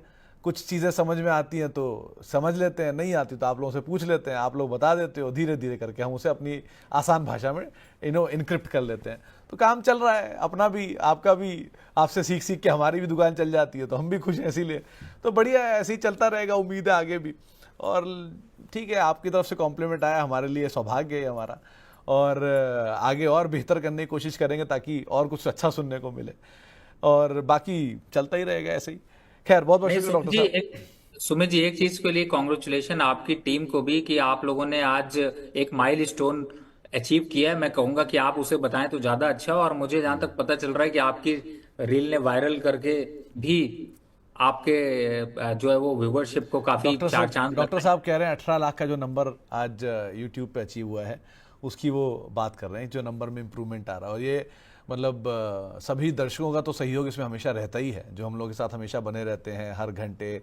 जब भी हम कभी शो में आते हैं, हमारे साथ मौजूद रहते हैं। और आज भी डॉक्टर साहब की एक हुंकार के बाद 400 लोग नए और ऐड हो गए। सो हमेशा ये एक सहयोग है, आप लोगों का सहयोग है, दर्शकों का, जिसकी वजह से नंबर इम्प्रूव होता है। और बाकी ठीक है, बेटर प्रोडक्ट देने की या बेटर करने की स्कोप हमेशा रहता है, तो हम उसको करते रहते हैं, जो अच्छा हो पाए। पूरी टीम काम करती है आउटपुट देने के लिए, ठीक है, उस पर हम चल ही रहे हैं लगातार। खैर डॉक्टर साहब, आगे बढ़ते हैं, जरा कुछ सवाल और लेते हैं। नीतू त्यागी जी का एक सवाल आया है साउथ इंडियन बैंक को लेकर। 31 रुपए के दाम पे इनकी खरीदारी है, और एनबीसीसी 90 रुपए पर है। क्या करें इन दोनों में? दोनों को होल्ड रखिए, घबराने की बिल्कुल जरूरत नहीं है। सॉरी, एक बार को अभी 38 रुपीज तक साउथ इंडियन बैंक जाएगा, लेकिन it will take time. At least 6 से 8 महीने से ज्यादा का समय लग सकता है, और थोड़ा एवरेज भी करना हो तो भी आप कर सकते हैं। मौका अच्छा दिख रहा है। और जहां तक एनबीसीसी की बात करें तो मुझे लगता है यहां पर भी आपको पोजीशन अभी होल्ड कर कर रखनी चाहिए, और बहुत ज्यादा घबराने की बात नहीं है। स्टॉक अच्छे हैं, फंडामेंटल भी धीरे धीरे करके स्मूथ होते जा रहे हैं। तो आपके लिए दोनों पर राय दी गई है, आप उसके हिसाब से काम कर सकते हैं। टाटा स्टील, एक सवाल आया है, 116 रुपए के दाम पर खरीदारी है, प्रॉफिट भी हो रहा है, इन्हें बुक करें या बने रहें? देखिए, मैंने लास्ट रिकमेंडेशन सुमित जी आपके ही शो पे दी थी 141 रुपए पे और 135 रुपए पे, उससे पहले 126 रुपए पे थी। 3 जगह पे रिकमेंडेशन इसकी दे चुका हूं, लेकिन 160 मेरा टारगेट है जिसमें मैं पार्शियल बुक करने की राय जरूर दूंगा। डबल टॉप भी दिख रहा है आपको चार्ट पे छोटा सा। 60 के ऊपर निकला तो 65 के ऊपर निकलेगा तो फिर एंट्री करूंगा। ये 5 रुपए पे मैं ट्रेड नहीं करना चाहूंगा या एंट्री नहीं करना चाहूंगा। बाकी आपकी मर्जी है, प्रॉफिट बुक करना तो बनता है। तो आप प्रॉफिट बुक कर सकते हैं, बने रह सकते हैं, तो आपको लेवल ही बता दिए गए हैं, और बाकी लेवल्स लोअर मिल जाए तो दोबारा ऐड कर लेगा। अभी नया ऐड एटलीस्ट मत कीजिएगा। हमारे साथ दिल्ली से अब देवाशीष जी मौजूद हैं बातचीत करने के लिए। देवाशीष जी नमस्कार। नमस्कार सर, गुड नमस्कार, आफ्टरनून। गुड आफ्टरनून देवाशीष जी। सर मेरे पास तीन स्टॉक है जी। एसीसी का 63 क्वांटिटी 2103 पर। किसका आपने नाम क्या लिया? IndusInd bank 150 quantity. पहले वाले का नाम क्या लिया? ACC ACC, okay okay, associate cement company. आगे? 63 क्वांटिटी 2103। ठीक है। दूसरा? IndusInd bank 140 quantity 1452। ठीक है। तीसरा? और थर्ड वन स्पंदना स्फूर्ति स्पंदना स्फूर्ति 100 क्वांटिटी 945। तीनों पे जो आपने और मेरा खरीदारी, टाइम ओरिजिन 6 से 1 साल। आपने जो खरीदारी की है तीनों पे ही देवाशीष जी, ये कहाँ से निकाले या कैसे सुने या कहाँ से निकाल के शेयर लिए? ये एक्चुअली एक टेलीग्राम से ले लिया था, और इंडसइंड बैंक तो अपना हिसाब से लिया था। ये दोनों स्पंदना और एसीसी ये टेलीग्राम से लिया। तो वो जो टेलीग्राम चैनल है ये आपसे कुछ पैसे लेता है या आपको मुफ्त में शेयर बताता है? नहीं, ऐसे फ्री था। ओके, आपने लेने से पहले पढ़ाई की थी देवाशीष जी इसके बारे में? इतना खास ये नहीं कि सिर्फ 52 वीक हाई लो का मैं देख के इस्तेमाल है। चलिए, वैसे देवाशीष जी एक बात बता दूं कि एसीसी कोई खराब कंपनी नहीं है, बहुत अच्छी कंपनी है, बहुत बड़ी सीमेंट कंपनी है। बस वो बात अलग है कि दौर थोड़ा बुरा है और आपने खरीदारी थोड़ी ऊपर कर ली है। और रही बात इंडसइंड की, हाँ वहाँ सिचुएशन खराब चली रही है नंबर्स को लेके और बाकी चीज़ों को लेके, और स्पंदना स्फूर्ति के ऊपर डॉक्टर साहब आपको ज़्यादा बेहतर राय दे पाएंगे। तो डॉक्टर साहब, आपने वो टेलीग्राम पर एक अपनी मधुर सी स्माइल भी दी थी, करना क्या चाहिए इन्हें एसीसी, इंडसइंड और स्पंदना स्फूर्ति पे?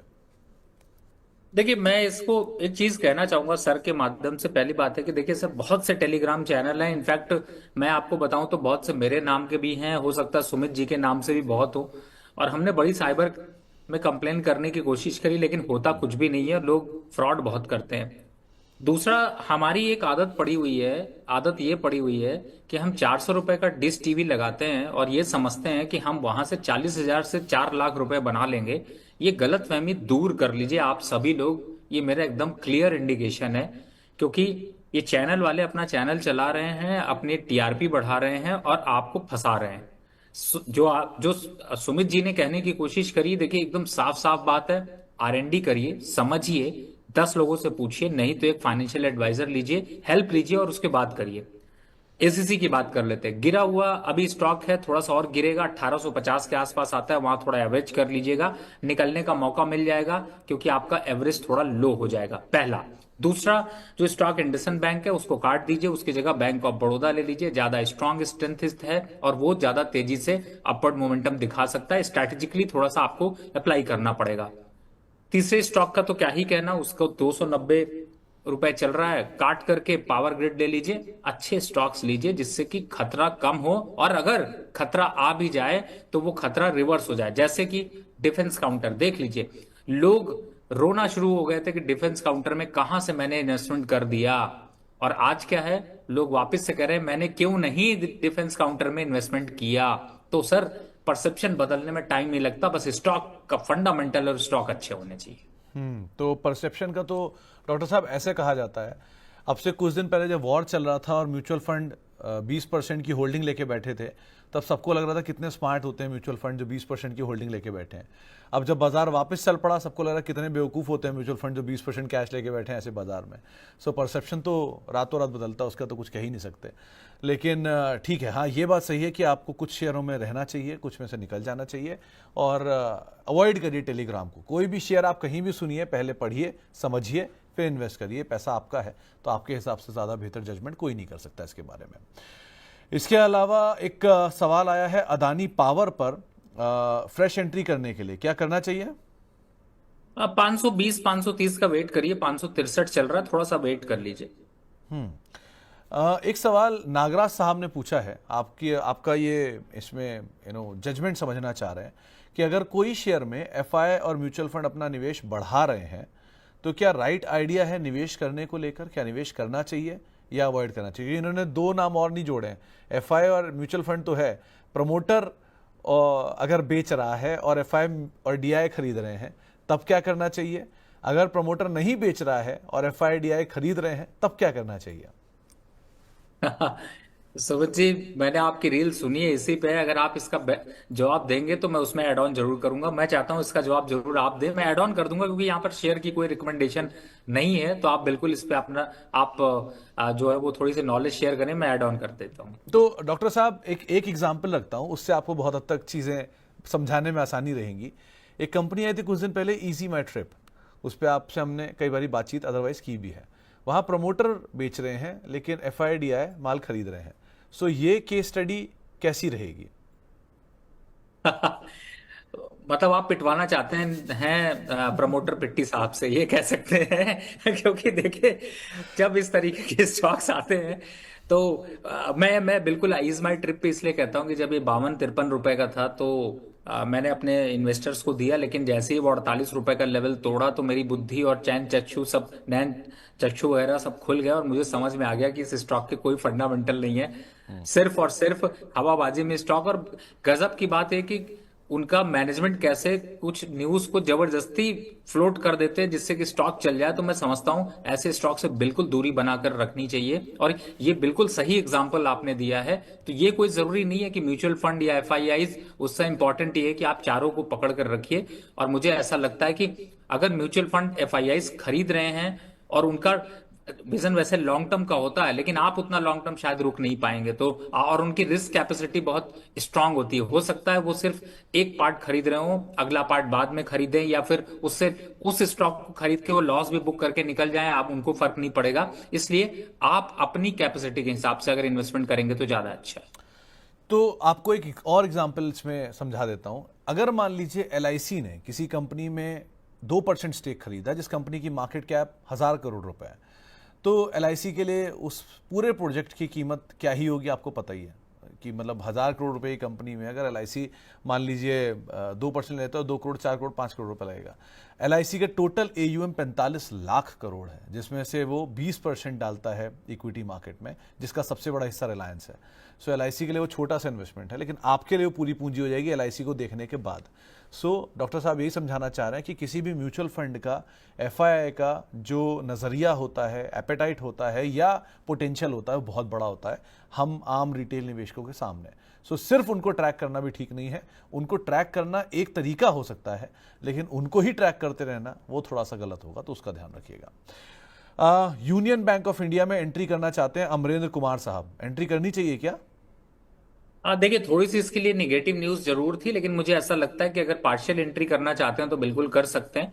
और इस लेवल पर वापस से एक अट्रैक्शन वापस से बिल्डअप होता हुआ नजर आ रहा है।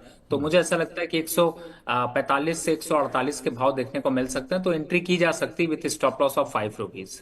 ओके, एक सवाल आया है, मतलब हमारे साथ पूछने के लिए गिरजा शंकर जी मौजूद हैं भिलाई से।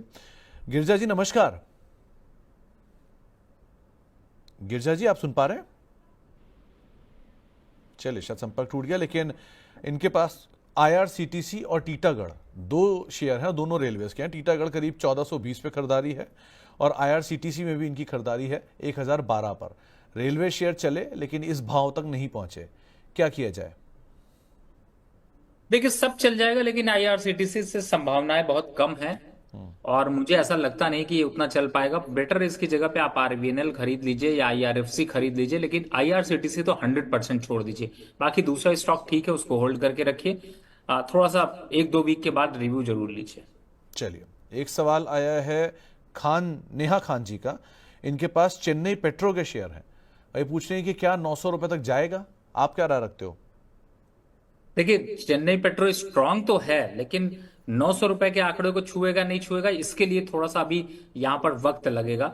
लेकिन हाँ, ये जरूर है कि मोमेंटम इसका यहाँ पर एक अच्छा बना है, और उस मोमेंटम में अभी आने वाले हालात पे एक बार 750 के आसपास के आंकड़े या 780 के आंकड़े छू सकता है। उन लेवल्स पर वापस से एक बार पूछेंगे तो अच्छा होगा, लेकिन इस समय के हिसाब से अभी 900 के आंकड़े को छू पाना थोड़ा मुश्किल है। विजय ठाकुर साहब पूछ रहे हैं कि इटर्नल यानी कि जोमैटो और जीएमआर एयरपोर्ट में क्या करना चाहिए? जीएमआर एयरपोर्ट होल्ड कर लीजिए और इटर्नल को काट के आईआरबी इंफ्रा ले लीजिए। कम से कम इंफ्रास्ट्रक्चर में ही रहिए, ज्यादा बेटर है। इटर्नल में फिलहाल कुछ खास होने वाला नहीं है। नाम बदलिए, शक्ल बदलिए, राम सीता बदलिए, कुछ भी बदलिए, पर कुछ होने वाला नहीं। ओके, एक टाटा टेक पे सतनाम सिंह साहब का सवाल आया है। इन्होंने इसमें खरीदारी की है करीब 760 रुपए के दाम पे। थोड़ा चला जरूर है ये हाल में लोअर लेवल से, अभी क्या किया जाए? देखिए, टाटा टेक्नोलॉजीज 760 पे ही खरीदा है, तो फिर मेरे हिसाब से एग्जिट कर लीजिएगा वापस से भाव टू भाव। फिलहाल करेक्शन ड्यू है, 700 रुपए वापस जल्द आने वाला है। तो 700 रुपए तक ये शायद आ सकता है जल्द, इस हिसाब से भी आप इस पे नजर रखिएगा। अदानी विल्मर जो अब AWL हो गया है, क्या इस पे लॉन्ग टर्म के लिए पोजीशन की जा सकती है, लॉन्ग की जा सकती है, क्या करें? सर भूल जाइए, बहुत से स्टॉक की चर्चा कर रहे हैं, इस पे ही क्यों आपका ध्यान जा रहा है? क्या चाहते हैं आप? वापस से आप ही अकेले रहें और आप ही न्यूज फैलाएं? दूर रहिए। तो बेटर है आप इसे थोड़ा सा दूर रहिए, और एक अच्छे विकल्प और कोई नाम आ सकते हैं, उनके ऊपर भी नजर रखिएगा। एक दीपक जी का सवाल और लेते हैं, फिर हम बजिंग पे चलते हैं। वो है बजाज हाउसिंग फाइनेंस को लेकर 500 शेयर हैं, 133 रुपए के दाम पे इन्होंने खरीदारी की है। मध्यम अवधि का नजरिया है, क्या किया जाए? सर वेट कर लीजिए, वापस भाव टू भाव आ जाता है तो वापस से सुमित जी को परेशान जरूर कर लीजिएगा, क्योंकि ये स्टॉक अब काफी हद तक एक निगेटिव टेरिटरी के पास और रेड जोन पे ट्रेड हो रहा है। तो मेरे हिसाब से अभी फिलहाल तो होल्ड करने की राय है, लेकिन रीचेक जरूर करिए 1-2 वीक के बाद। एक सवाल और लेते हैं, वो आपके प्रशंसक भी हैं उनका नाम नहीं उन्होंने लिखा, लेकिन उन्होंने पूछा है कि नावा लिमिटेड, जिसका नाम पहले नवभारत वेंचर था, इसमें उन्होंने खरीदारी की है 500 रुपए के आसपास। रिसेंटली बायबैक आया है, 452 पे की खरीदारी है। करना क्या चाहिए इसमें? किस लेवल पर खरीदा सुमित जी? 452 रुपए पे। इमीडिएट प्रॉफिट बुक करके एग्जिट हो जाइए। 456 रुपए चल रहा है, जल्दी स्टॉक 428 रुपए के पास आ जाएगा। 428 तक आ सकता है। ओके, प्रदीप पाल साहब हमारे साथ मौजूद है दिल्ली से बातचीत करने के लिए। पाल साहब नमस्कार। नमस्कार सर, कैसे हो सर आप? बहुत बढ़िया पाल साहब, आप बताइए क्या हालचाल है आपके, कैसे हैं आप? बस बढ़िया सर मैं आपका रेगुलर व्यूअर हूँ और मुझे आपका शो काफी अच्छा लगा। थैंक यू पाल साहब, हमें रोज देखने के लिए, सराहने के लिए, इनकरेज करने के लिए। क्या सवाल है आज आपका? सर मेरा अनंतराज पे सवाल है। 462 की मेरी खरीद है और 50 शेयर में होल्ड करता हूँ। ओके, तो मेरा लॉन्ग टर्म का विजन है। चलिए, तो करना क्या चाहिए इसमें? डॉक्टर साहब, अनंतराज इंडस्ट्रीज ये इधर नॉर्थ की ही कंपनी है, इन्होंने 462 रुपए के दाम पे खरीदारी कर रखी है, 50 शेयर है। अभी क्या करें इसमें? देखिए, बिल्कुल प्रॉफिट बुक कर लीजिए। 509 चल रहा है, क्योंकि वापस करेक्शन आ सकता है, 480 तक के लेवल्स आ सकते हैं। और वैसे भी मैं देख रहा था कि किसी ने कमेंट पे डाल रखा था अनंतराज अनंतराज अनंतराज, तो अगर आप आंसर नहीं देते तो सुमित जी आज समझ जाइए आपको तिलक लग गया होता अनंतराज का। तो फिलहाल प्रॉफिट बुक कर लीजिए, ज्यादा अच्छा है। तो आपके लिए राय यही है सर कि पाल साहब आप थोड़ा सा प्रॉफिट बुक कर लीजिए, और अगर दोबारा करते करते मैंने प्रॉफिट भी बुक कर लिया। कमाल है डॉक्टर साहब, लीजिए, आपसे बातचीत करते करते ही इन्होंने मुनाफा वसूल भी कर लिया इसके अंदर। बहुत बहुत शुक्रिया सर हमारे साथ जुड़ने के लिए और भरोसा करने के लिए डॉक्टर साहब पे इतना, और कार्यक्रम का हिस्सा बनने के लिए भी। चले आगे भी हम कई दर्शकों से बातचीत करेंगे, लेकिन जरा पहले बजिंग स्टॉक का समय हो गया है, इनफैक्ट लेट ही हो गए उसमें, जरा और चर्चा कर लीजिए बजिंग स्टॉक्स पे।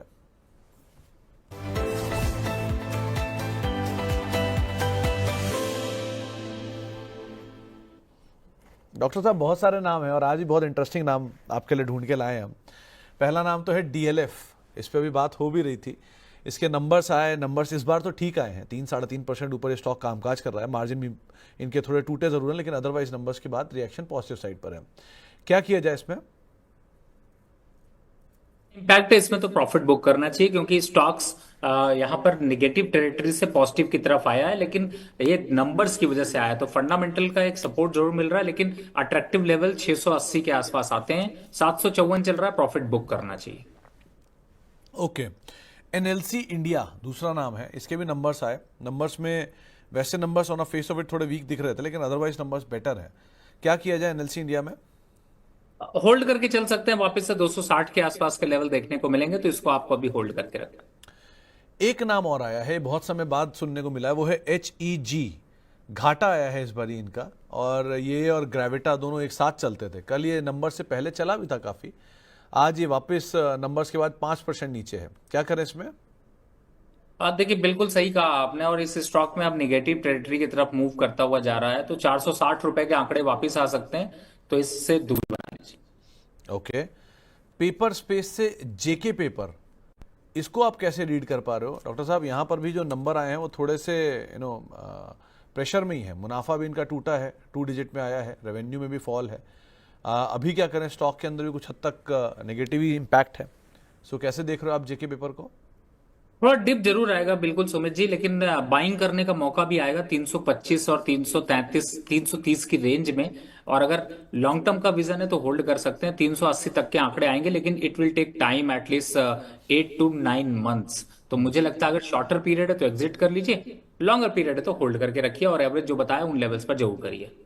ओके, एक हिंदुस्तान फूड्स को के भी नंबर्स आए हैं, कम चर्चा में रहता है स्टॉक, नंबर बेटर थे और नंबर के बाद ये स्टॉक चला भी है, 4-5% आज ऊपर कामकाज कर रहा है, मुनाफा बड़ा इस बार इनका इस तिमाही के अंदर। सो हिंदुस्तान फूड्स को लेकर कोई राय? बिल्कुल कोई डाउट नहीं है, 560 के आसपास जो आंकड़े हैं उस पर प्रॉफिट बुक कर लीजिए, 2-1 दिनों में थोड़ी प्रॉफिट बुकिंग बढ़ सकती है। ओके, एक प्रोटीन ई गवर्नेंस, इस पे उस समय बातचीत हुई थी हंसी मजाक में, लेकिन ये 2 दिन में शेयर 30% करेक्ट हो चुका है। कल 20%, आज 10%, क्योंकि इनका जो एक बड़ा कॉन्ट्रैक्ट था पैन का वो कैंसिल हुआ है। कल इक्विटस की एक रिपोर्ट भी आई थी, टारगेट्स भी उन्होंने आधे कर दिए थे। करना क्या चाहिए इसमें सर?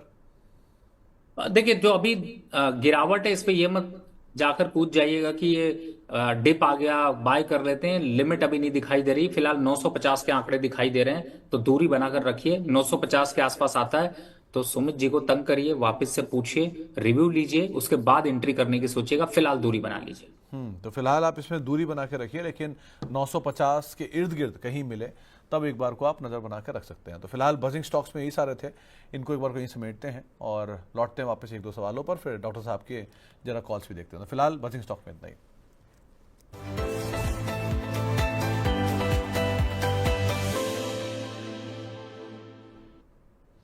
डॉक्टर साहब बार बार लेफ्ट की साइड देख रहे हो, उधर तो खिड़की थी मुझे याद है, कुछ है क्या उस साइड? नहीं, आज मैंने सुमित भाई आपका जो ये चैनल चल रहा है इसको मैं टीवी पर लगा रखा है। अच्छा, तो आज ऑफिस में बैठे हो क्या आप? जी, और कुछ कनेक्टिविटी की प्रॉब्लम आ रही थी, तो इसलिए मेरे में बार बार ब्लिंक कर रहा है, तो इसलिए मुझे लेफ्ट में आपको देखना पड़ रहा है, और मैंने काफी बड़ी फोटो लगा रखी है आपकी कि जिससे आपके दर्शन बड़े बड़े होते रहे। हाँ, तो सामने आ जाते हैं आप दर्शन करने के लिए। खैर अब क्या ही बोलूँ उसको आगे। एनीवेज, एक एस्टर डीएम पे सवाल आया है शर्मा जी का, इनके पास 528 रुपए के दाम पे खरीदारी है, रोज रोज नया हाई बना रहा है, करना क्या चाहिए इसमें? देखिए, फिलहाल स्टॉक अच्छा है। इनफैक्ट आपके एस्टर डीएम के अलावा मैंने सुबह कहा भी था कि फार्मा सेक्टर आपके जो है वो थोड़े से अग्रेसिव रहेंगे, तो बिल्कुल बने रहिए। डॉक्टर रेड्डी और एस्टर डीएम, सिप्ला, सन फार्मा, इनमें स्टॉक्स में प्रॉफिट बुक मत करिए, होल्ड करके रखिए। वापस थोड़ा सा अग्रेसिव दिखा रहे हैं और चल सकते हैं यहाँ से। तो आप थोड़ा बने रहिए, ज्यादा बेटर है। एनटीपीसी ग्रीन गणेश जी के पास है, क्या करें इसमें? देखिए, एनटीपीसी ग्रीन से ज्यादा अच्छा मुझे एनटीपीसी लगता है। फिलहाल एनटीपीसी ग्रीन भी चलेगा, लेकिन बट मुझे ऐसा लगता है 110 के आसपास आके थक जाता है, तो फिलहाल होल्ड कर लीजिए। 110 दोबारा आता है तो एक बार को वापस से पूछ लीजिएगा। इसके अलावा एक सवाल आया है सीडीएसएल के ऊपर, क्या यहां पर खरीदारी करनी चाहिए इसमें? देखिए CDSL, BSC और MCX इनमें बिल्कुल अब खरीदारी नहीं करनी है। रिस्क रिवॉर्ड रेशियो यहाँ पर बेहतर नहीं है, पोजीशन होल्ड है, तो पार्शियली प्रॉफिट बुक करने की राय है। तो पार्शियल प्रॉफिट बुक करने की राय यहाँ पर दी जा रही है CDSL, BSC जैसे किसी भी शेयर को लेकर। एक सवाल आया है अमर राजा बैटरी को लेकर, 1052 रुपए के दाम पर खरीदारी कर रखी है। शॉर्ट टर्म और लॉन्ग टर्म दोनों लिहाज से कैसे देख रहे हो आप इसे?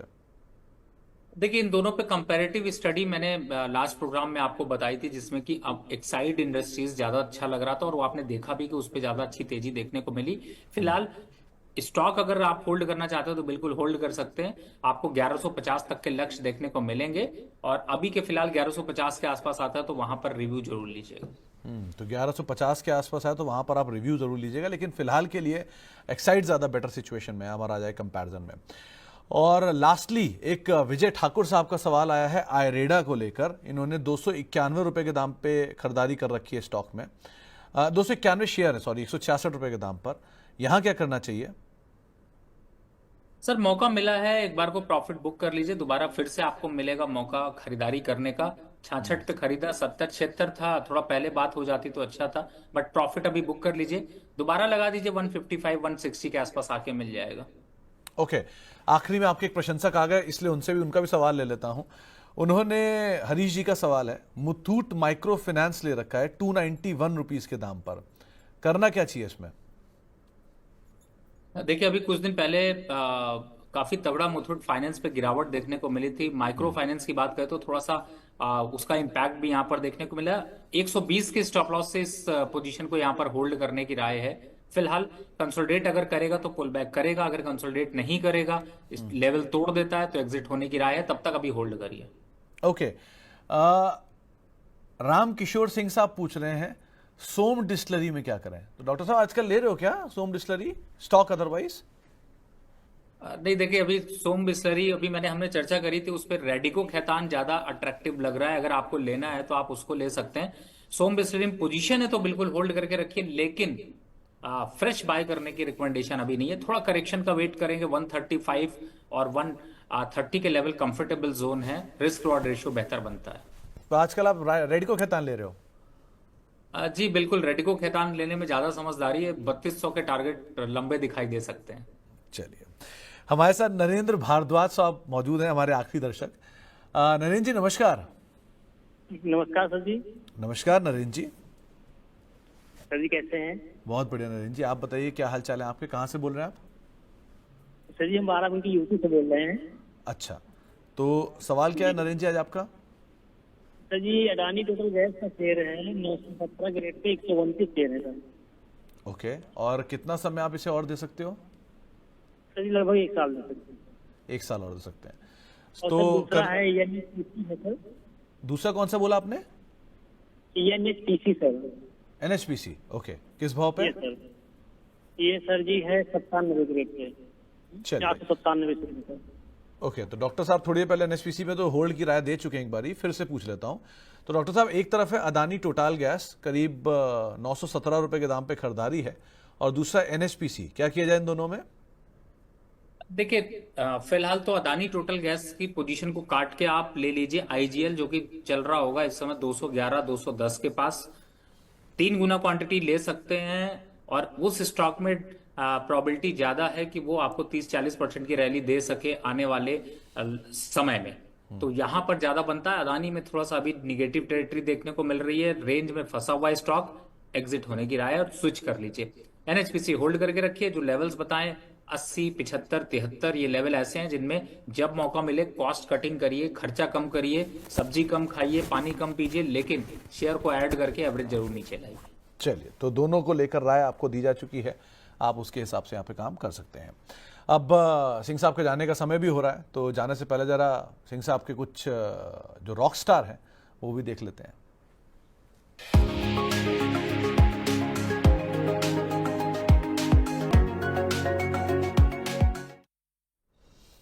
हाँ जी डॉक्टर साहब, आज क्या चुना आपने? 2 स्टॉक हैं सुमित जी। पहला स्टॉक है कोल इंडिया, जिसकी चर्चा हम लोग कर ही रहे थे। 417, 415 इन लेवल्स पर खरीद कर 480 के लक्ष्य अचीव होने की क्षमता है और स्टॉप लॉस बनता है 395 रुपए का। स्टॉप लॉस जरूर बड़ा है लेकिन टारगेट भी काफी बड़ा आपको देखने को मिलेगा। पोजिशनल ट्रेड के लिए यहां पर ले सकते हैं। करंट लेवल पर खरीदारी 390 का स्टॉप लॉस, 480 का लक्ष्य। दूसरा स्टॉक है थॉमस कुक। थॉमस कुक इस समय चल रहा है 150 के पास और अच्छा खासा मोमेंटम यहां पर दिखा रहा है। फंडामेंटल जंप देखने को मिला, इसी वजह से आपको चार्ट और स्ट्रक्चर पे भी अच्छा देखने को मिल रहा है। थॉमस कुक करंट लेवल पर यहां पर खरीदारी की राय है। मुझे ऐसा लगता है कि इन लेवल्स पर अगर खरीदते हैं तो 180 के लक्ष्य यहां पर आपको देखने को मिलेंगे और अब लोअर साइड पे अगर जाते हैं तो 135 से 140 के बीच का आप स्टॉप लॉस लेकर चल सकते हैं। तो अच्छा काउंटर है और यहां पर एक अच्छा मोमेंटम दिखा रहा है। मुझे लगता है इस पर भी बाय जरूर करना चाहिए पोजिशनली, और मोमेंट्री भी अगर ट्रेड लेना चाहते हैं तो BTST भी यहां पर करने का मौका ये दोनों स्टॉक दे रहे हैं। तो दो नाम आपके सामने रखे गए हैं। पहला है कोल इंडिया, जिसकी चर्चा कई बार हुई है कार्यक्रम के दौरान, लेकिन डॉक्टर साहब को ये पसंद है 480 रुपए के टारगेट्स के लिए, 395 का स्टॉप लॉस। कोई फॉल में मिले तो ज्यादा बेहतर है, लेकिन खरीदारी कर सकते हैं 480 रुपए के टारगेट्स के लिए। दूसरा नाम है थॉमस कुक का, करीब 180 रुपए के टारगेट्स के लिए खरीदारी करें, 135 140 का स्टॉप लॉस यहाँ पर मेंटेन कर सकते हैं। डॉक्टर साहब कहीं घूमने जा रहे हो क्या? नहीं सर, बिल्कुल घूमने अभी तो घूम कर आए हैं। देहरादून ऑफिस की तरफ से सेमिनार था जैसा बताया। अभी तो फिलहाल बस आपके साथ अब प्रोग्राम खत्म होने के बाद 4 बजे चाय का वेट करेंगे। चलिए, मुलाकात होती है आपसे, मतलब समय निकाल लीजिए पहले अपनी बोर्ड मीटिंग से, उससे तो फुर्सत मिले तो फिर हम बात करें आपसे आगे। खैर, लेकिन डॉक्टर साहब बहुत बहुत शुक्रिया, आज आप हमारे साथ जुड़े, कार्यक्रम का हिस्सा बने, दर्शकों के सवालों के जवाब दिए, अपना व्यू हमसे शेयर किया। बहुत बहुत शुक्रिया हमारे साथ जुड़ने के लिए, कार्यक्रम का हिस्सा बनने के लिए। जाने से पहले कोई डिस्क्लेमर? जिन भी स्टॉक्स की मैंने चर्चा करी है उसमें मेरी पर्सनल कोई भी पोजीशन नहीं, लेकिन क्लाइंटों का ऐसे सजेशन गए हुए हैं। चलिए, बहुत बहुत शुक्रिया डॉक्टर साहब हमारे साथ मौजूद रहने के लिए और कार्यक्रम का हिस्सा बनने के लिए। जाने से पहले जरा दोनों कॉल्स डॉक्टर साहब की एक बार फिर से स्क्रीन पर आएंगी। पहले कोल इंडिया, जिसमें आप खरीदारी करके चल सकते हैं 480 रुपए के टारगेट्स के लिए, 395 का स्टॉप लॉस मेंटेन करिए, 415 के आसपास ये शेयर चल रहा है। और दूसरा नाम है थॉमस कुक का, जहां पर आप खरीदारी कर सकते हैं करीब 180 रुपए के टारगेट्स के लिए, 135 140 का एक स्टॉप लॉस मेंटेन करिए, 154 रुपए के आसपास ये शेयर अभी कामकाज करता हुआ दिखाई पड़ रहा है। तो ये दो नाम जिनके साथ आप अपना निवेश कर सकते हैं, डॉक्टर साहब की तरफ से राय है। फिलहाल अब हेलो मनी 9 को ही समेटेंगे, एक ब्रेक का वक्त है और ब्रेक के उस पार भी खबरों का सिलसिला बना रहेगा। नमस्कार।